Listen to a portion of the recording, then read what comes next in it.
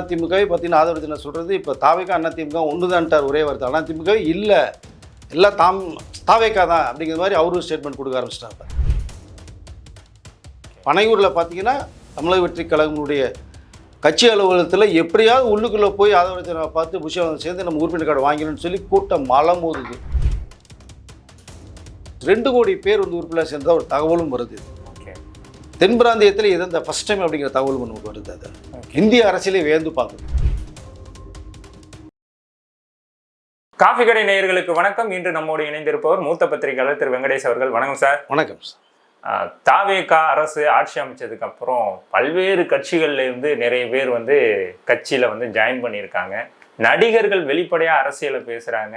நிறைய கட்சிகள்ல இருந்த நடிகர்களும் இப்போ வந்து தாவேகாவுக்கு சேர்றாங்க.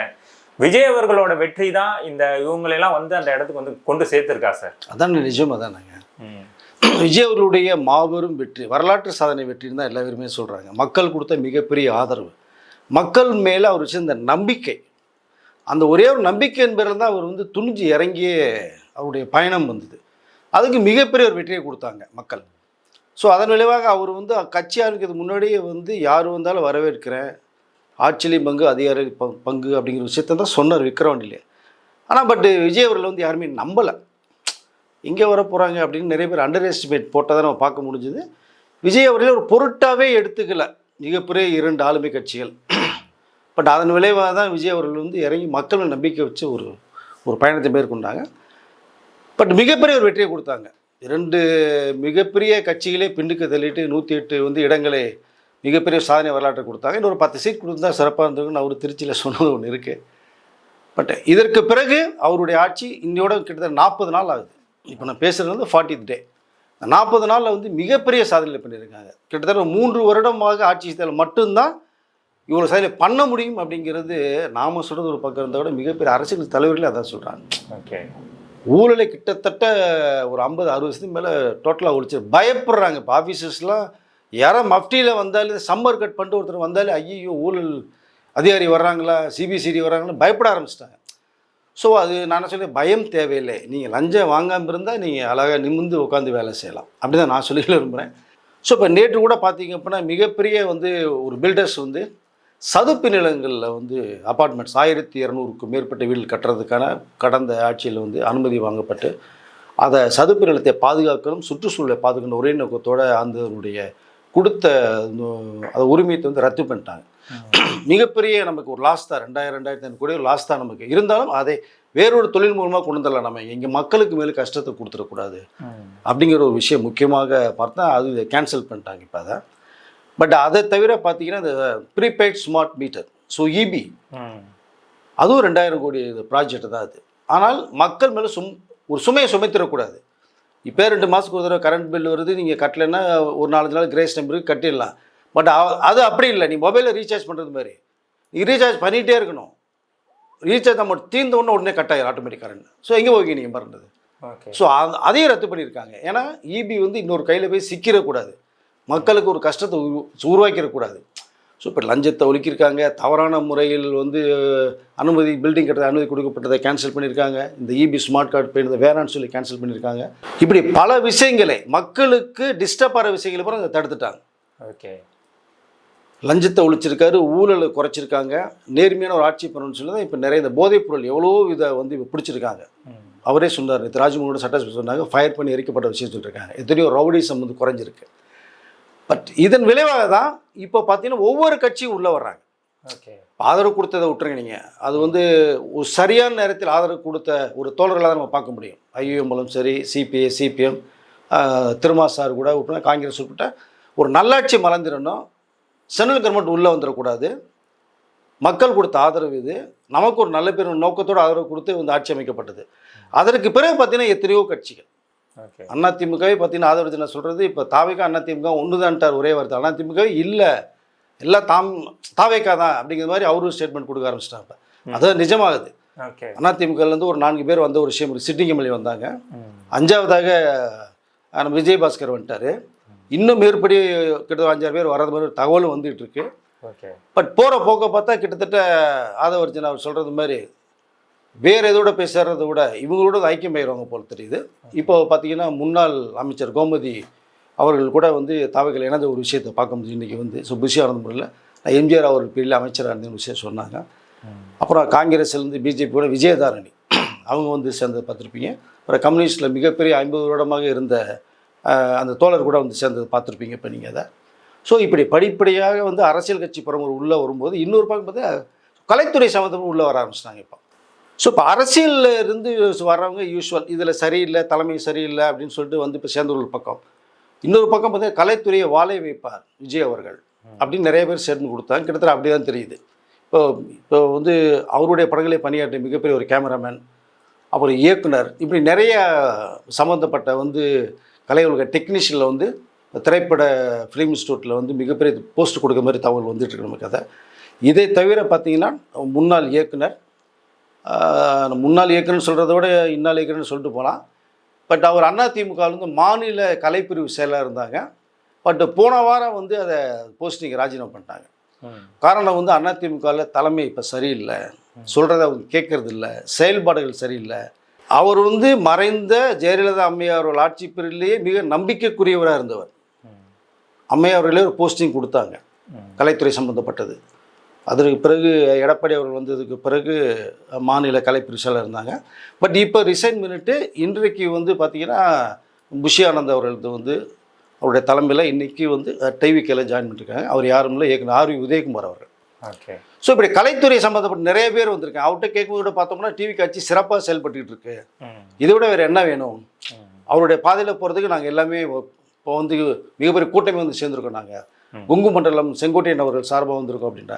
இப்போ கொங்கு மண்டலமே பார்த்தீங்கன்னா செங்கோட்டையன் அவர்கள் கிட்டத்தட்ட டிவிக்குள்ளே வரும்னு சொன்னாங்க. எனக்கு தெரிஞ்ச 90% பேர் உள்ளே வந்துட்டாங்க.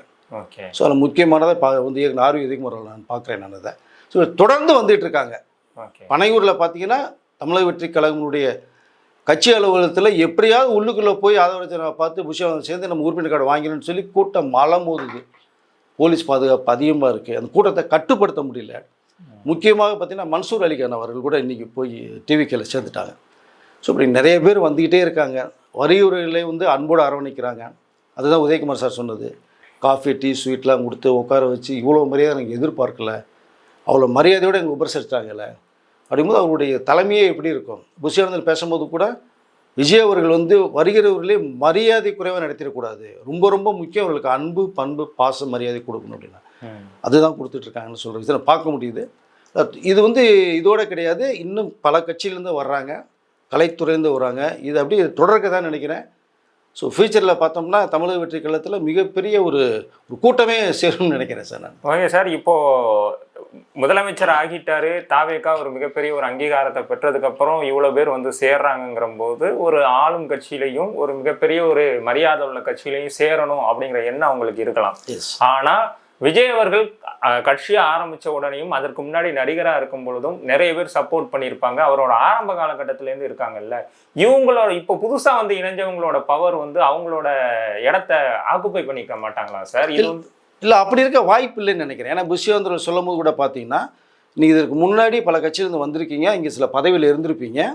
பட் உங்களுக்குள்ள என்ன இந்த தகுதியின் அடிப்படையில் நமக்கு பதவி தர முடியுமோ கண்டிப்பாக எல்லாருக்குமே ஒன்று தருவோம். அதுவும் எங்களுடைய தாவேக்காவுடைய மாவட்ட செயலாளர்கள் வட்ட செயலாளர்கள் எல்லாத்தையும் கலந்து ஆலோசனை பண்ணி ஒன்றியம்னா எல்லாம் பேசி முடிவு பண்ணி என்ன இருக்குங்கிறத தெரிஞ்சுக்கிட்டு உங்களுக்கு நான் தருவோன்னு சொல்கிறாங்க. அது கொஞ்சம் நீங்கள் வெயிட் பண்ணு, 2 வாரம் 3 வாரம் வெயிட் பண்ண வேண்டியது இருக்கும் அப்படின்றாங்க. அப்போது இப்போ வந்து இன்னும் பார்த்தீங்கன்னா 8 மாதத்தில் உள்ளாட்சி தேர்தல் வரப்போகுது. இப்போ அது நிறைய போஸ்டிங் நிறைய வேலைகள் இருக்குது நமக்கு அதை. ஸோ அதனால் வருகிறவர்களுக்கு சில பேர் என்ன சொல்கிறாங்கன்னா எங்களுக்கு பதவியே வேண்டாம், எங்களுக்கு அந்த கட்சியில் ஒரு மரியாதை இல்லை, எங்களை அடுத்த கட்டத்துக்கு இனிமேல் போக முடியாது, அரசியல் இதோட முடிஞ்சிடும் போல தெரியுது அப்படிங்கிறனால தான் டிவிக்குள்ளே வரேன்னு சொல்கிறாங்க. இப்போ அடிப்படை உறுப்பினராக நீங்கள் சேர்த்தாலே போதும் எங்களுக்குன்ற அந்த ஒரு அன்பை கட்டு உள்ள வர்றாங்க. வரிகள் அப்படி பாதி பேர் யாரும் பதவின்னு கேட்கல, பட் அவர்களோட மரியாதையை தாவேக்காவுடைய நிர்வாகிகள் தரணுங்கிற ஆசைப்பட்டு கொஞ்சம் 2-3 வாரம் வெயிட் பண்ணுங்கள், உங்களுக்குள்ள பதவிகள் எங்களோட நிர்வாகிகளை கேட்டுட்டு உங்களுக்கு முடிவு செய்யணும்னு தான் சொல்கிறேன். அதனால் ஆரம்ப காலத்திலேருந்து விஜய் அவர்களுக்கு மிகப்பெரிய பில்லராக இருந்தவர்கள் தான் முக்கியமாக ரசிகர்கள் சொல்லலாம், அவரோட நல விரும்பிகள் சொல்லலாம். அவர்களுக்கு எந்த விதமான டிஸ்டர்பும் வராத அளவுக்கு தான் புதியவர்களுக்கு இந்த பதவி ஒதுக்கி தரப்படும்னு சொல்லியிருக்காரு சார். Okay sir. இதை தொடர்ந்து பார்த்தீங்கன்னா விஜய் அவர்கள் முன்னாடி யாருமே கட்சியில் இணைய மாட்டேங்கிறாங்க. ஆதவ் அர்ஜுனா புஷி ஆனந்த் முன்னாடி தான் இணையறாங்க, ஏன் வந்து விஜய் வந்து இணையறவங்க கூட வந்து பார்க்க மாட்டேங்கிறாரு அப்படிங்கிற ஒரு கேள்வி வைக்கிறாங்கல்ல சார், இதை எப்படி பார்க்குறீங்க? எங்க இன்னைக்கு இருக்கிற சூழ்நிலைக்கு வந்து வேலைப்பளி எவ்வளவோ இருக்குங்க. நீங்கள் முக்கியமாக பொதுச் செயலாளர், ஒரு கட்சியினுடைய வந்து பேஸ்மெண்ட் பார்த்தீங்கன்னா பொதுச்செயலர் பவர் எந்த அளவுக்கு இருக்குங்கிறத அதிமுகவுடைய பொதுச் செயலாளர் அம்மையார் ஜெயலலிதா அவர்கிட்ட நீங்கள் பார்த்துருப்பீங்க நீங்கள் அதை. ஸோ அதை விட என்ன வேணும்? அவர் தான் சொல்கிறார் இல்லையா, நீங்கள் பார்த்து எது பண்ணாலும் எனக்கு ஓகேங்கிறாங்க. பட் இவருடைய கவனத்துக்கு கொண்டு போயிடுறாங்க. முன்னாடியே லிஸ்ட்டு வந்துடுது, இப்போ முதலமைச்சர் கவனத்துக்கு கொண்டு போயிடுறாங்க. கொண்டு போனதுக்கு பிறகு வந்து அவர் சொல்லி தான் இவ்வளோ பேருக்கு ஒரு மரியாதையோடு நடத்தணும்னு சொல்கிறதே அவர் தான் சொல்கிறாங்க இல்லையா. அப்போ எல்லா இடத்துக்கும் வரணுங்கிற அந்த நோக்கம் வந்து மற்றவர்கள் வர்றது வந்து எனக்கு சரியாக தோணலை. நீங்கள் ஒருத்தருக்கு வந்துட்டு இன்னொருத்தர் வரணும்னு வச்சிங்களா, அப்போ இவர் பெரிய ஆளும் தொட்டி தான் விஜய் அவர்கள் வந்தாங்க, சாதாரண ஒரு தொண்டர் போது வரல பார்த்தீங்களான்னு இப்படி சொல்லுவாங்கல்ல முக்கால்வாசி. இது சொல்கிறதுக்கு வாய்ப்பு நிறையா இருக்கு இல்லையா. அதனால் எல்லாருக்குமே என்னென்னா பொதுச் செயலாளர் புஷி ஆனந்தினுடைய அவருடைய தலைமையில் அந்த ஆதவர்ஜன் இருக்காங்க, செங்கோட்டையன் அவர்கள் இருக்காங்க, முக்கியமான 3 பில்லர் 4 பில்லர் இருக்குது. இதோட என்னங்க வேணும் உங்களுக்கு? அதை முதலமைச்சருடைய அவருடைய அறிவுறுத்தலின்படி தான் இவர்கள் செயல்படுறாங்க. எல்லாருக்கும் வரணும்னா நிச்சயமாக முடியாது. ஒருத்தருக்கு வந்துட்டு ஒருத்தருக்கு வர முடியாமல் இருக்க முடியாது. நீ இப்படி கேள்விக்கு நாளைக்கு அப்படி கேள்வி கேட்பீங்க. அப்போ இவங்க பெரிய மனுஷன், இவங்க உங்கள் மனுஷனை கண்ணு தெரியலான்னு கேட்பீங்க. இதுக்கெல்லாம் வந்து இடம் கொடுக்கக்கூடாது அப்படிங்கிறதான் விஜய் அவருடைய மிக கவனமாக ஒவ்வொரு இன்ச்சும் வந்து பண்ணிட்டு இருக்காரு. அரசியலில் எப்படி பேசணும்னு உங்களுக்கு தெரியாதா? கண்டிப்பாக அது எல்லாமே உன்னிப்பாக கவனிச்சுட்டு அது மாதிரி தான் அவருடைய மூமெண்ட் அப்படி தான் இருக்கணும்னா சார். ஓகே சார், இப்போ இவ்வளோ பேர் வந்து இந்த கட்சியில் இணையும் பொழுது இதோட உறுப்பினர்கள் எண்ணிக்கையெல்லாம் மிகப்பெரிய அளவில் கூடும். இது எதிர்கட்சிகளுக்கு என்ன மாதிரியான ஒரு தாக்கத்தை சார் ஏற்படும்? மிகப்பெரிய தாக்கத்தை ஏற்படுத்துங்க, மிகப்பெரிய குழப்பத்தை ஏற்படுத்தும், தூக்கம் போயிடும். ஸோ என்னன்னா இருக்க இங்கே வந்து இன்க்ரீஸ் ஆகிட்டே போகிறாங்க. ஓகே, எனக்கு தெரிந்து பார்த்தீங்கன்னா கிட்டத்தட்ட ஒரு இது வரைக்கும் ஒரு 2 crores 2 கோடி பேர் வந்து உறுப்பினர் சேர்ந்தா ஒரு தகவலும் வருது. இது ஓகே, தென் பிராந்தியத்தில் இது இந்த ஃபர்ஸ்ட் டைம் அப்படிங்கிற தகவல் நமக்கு வருது. அதை இந்திய அரசியலே வியந்து பார்க்குது. ஓகே, ஸோ 2 கோடி தொண்டர்கள் அப்படின்னா சாதாரண விஷயம் கிடையாது. இது அது இன்னும் அதிகரிக்கும் பாருங்க. இப்போ தமிழ்நாடுடைய ஓட்டர்ஸே பார்த்தீங்கன்னா கிட்டத்தட்ட ஒரு 5 கோடி தான் இருக்குது ஓட்டர்ஸே. இது ஓகே, இதுலேயே 2 கோடி பேர் போகிறாங்க. இப்போ நீங்கள் பார்த்தீங்கன்னா பிஃபோர் கொரோனாவுக்கு முன்னாடி நீங்கள் வந்த விஜயருடைய ரசிகர்கள் இப்போ ஓட்டு போடுறது மாதிரி வர்றாங்க. இன்னும் இந்த மாஸ்டர் லியோ அண்டு பீஸ்ட்டு பார்த்தவங்கலாம் அடுத்த எலெக்ஷனுக்கு ஓட்டு போட வருவாங்கன்றாங்க. ஓகே, அந்த குரூப் வந்து என்ன பண்ணுவீங்க? இன்னும் நீங்கள் அதை 2029 எலெக்ஷன் வருது, 31 வருது, 2வது விஷயம் வந்து என்ன பண்ணுவீங்க? நீங்கள் அதை இல்லை இருக்க வந்து கூட்டம் பெருகிட்டு போகுது. அது ஒரு ஹெல்த்தியான விஷயம் தான். ஒரு கட்சியினுடைய மிகப்பெரிய நம்பிக்கையை காட்டுது. ஃபர்ஸ்ட் ஆஃப் ஆல் இவ்வளோ பேர் சேர்றது அவருடைய அரசு சிறப்பாக செயல்படுகின்ற நோக்கத்தில் வருது. இல்லைன்னா பெரிய அரசியல் கட்சி தலைவர்கள் பேசுவாங்களா? வருவாங்களா? கம்யூனிஸ்ட் அவர்களுடைய கொள்கையில நீங்கள் பார்த்தா தெரியும் உங்களுக்கு. ஐயுஎம்எல் 60 வருடமாக நாங்கள் திமுகவில் தான் கூட்டணியில் இருந்தோம் அப்படின்னு இப்போ நேற்று பொதுக்குழுவை போட்டு கூட்டணியிலிருந்து விலகி வந்துட்டாங்க. அந்த அமைச்சருக்கு வந்து மிகப்பெரிய கனவாக இருந்ததுன்றாங்க. எல்லாருக்குமே அது கனவாக தாங்க இருந்தது. ஆமாம், யார் அமைச்சரவையில் வந்து வந்தாங்க இந்த 67 வருஷம் யார் இருந்தாங்க? 1967க்கு பிறகு அமைச்சர்கள் யாருமே இல்லைங்க. மற்ற கட்சிகள் திமுக ஆட்சிக்கு வந்து அவர்கள் அமைச்சர், அதிமுக வந்து அவர் சார்பு அமைச்சர்கள் தான். வேறு எந்த கட்சி கூட்டணியில் அமைச்சர் பதவி கொடுத்தாங்க? யாருக்கும். அது விஜயவால தான் வந்து இப்போ வந்தோன்னா கொடுத்துருக்காங்க எல்லா பேருக்குமே. காங்கிரஸ் உள்ள பேருக்கு, விசிக உள்ள பேருக்கு இல்லையா, ஐயுஎம்எல் உள்ள போயிருக்காங்க, சிபிஐ மட்டும் இவங்களை அமைச்சர் பதவி வேணான்னு சொல்லியிருக்காங்க. அப்படி இருந்து விஜய் அவர்கள் 2 பேரையும் வந்து ப்ரெஷர் கொடுத்துருக்காங்க. நீங்கள் எப்படியாவது அமைச்சர் உள்ளே வாங்க, நீங்கள் எனக்கு ரொம்ப சந்தோஷம் நீங்கள் வந்தா. பட் அவர்கள் தான் வரலையே தவிர அவர் வந்து அதுவும் சிறப்பாக இருந்திருக்கும். ஓகே, ஸோ இப்போ இது மிகப்பெரிய சாதனை இல்லையா உங்களுக்கு? அதை கண்டிப்பாக மிகப்பெரிய வரலாற்று சாதனைங்க இது. இன்னும் கூட்டம் வரும், தொண்டர்கள் அதிகமாவாங்க, 2 கோடிக்கு மேலேயும் போகும். பார்க்க போனால் நம்மளுடைய அமைச்சர், அது அறநிலைத்துறை அமைச்சர் ரமேஷ் அவர்கள் திருச்சியில் சொன்னாங்க 234 தொகுதியிலையும் தாவைக்கே தான் வெற்றி வேட்பாளர் போவாங்க, சட்டசபையில் எதிர்கட்சிங்கிறதே ஒன்று எதிர்கட்சியில் இருக்காது அப்படிங்கிற மாதிரி அவர் சொன்னார் திருச்சியில். போகிற நிலைமையை பார்த்தா அப்படி தான் நடக்கும் போல தெரியுது நமக்கு. ஓகே, ஓகே சார், இதை தொடர்ந்து பார்த்தீங்கன்னா விஜய் அவர்கள் அரசியலுக்கு முன்னாடி வர்றதுக்கு முன்னாடியிலேருந்து ஒரு விஷயம் பண்ணிக்கிட்டு இருக்காரு. இந்த ஸ்கூல் ஸ்டூடெண்ட்ஸுக்கு ப்ரைஸ் கொடுக்குறது, மாவட்ட வாரியாக தாலுகா வாரியாக பிரித்து கொடுத்துக்கிட்டு இருந்தாப்புல. அந்த ஃபங்க்ஷன் முதலமைச்சர் ஆனதுக்கப்புறம் நடக்குமா அப்படிங்கிற ஒரு கேள்விக்குறி இருந்தது. அந்த ஃபங்க்ஷன் எப்போ சார் நடக்குது? இல்லை நடக்குமா இல்லைங்க, நடக்க போகுதுங்க. அதுக்கு வேண்டிய ஏற்பாடுகளை வந்து முதலமைச்சர் விஜய் அவர்கள் சொல்லிட்டாங்களா. ஸோ இப்போ 2023 தொடர்ந்து பண்ணுறாங்க. 23, 24, 25 பண்ணியிருக்காங்க. அது நீங்கள் பரிசுன்றதை விட அந்த ஸ்டூடெண்ட்ஸுக்கு வந்து ஊக்கம் கொடுக்குறது. நீ இன்னும் நல்லா படிச்சேன்னா இதோட உனக்கு பெரிய லெவலில் உனக்கு வாய்ப்புகள் நிறையா கிடைக்குங்கிறது தான். அப்படி தான் நான் நினைக்கிறேன். அதுதான் அவரும் பண்ணிகிட்ருக்காரு. ஸோ இப்போ இந்த வருடம் இது வரைக்குமே பார்த்தீங்கன்னா 2023 ஒரு நடிகராக கொடுத்தாரு, 24 25 ஒரு அரசியல் கட்சி இந்த தலைவராக கொடுத்தாரு, 27 ஒரு தமிழகத்தின் முதலமைச்சராக கொடுக்க போறாரு. இப்போ ஓகே, அது சிறப்பான ஒரு பாதையா இல்லையா உங்களுக்கு பார்க்கறதுக்கு?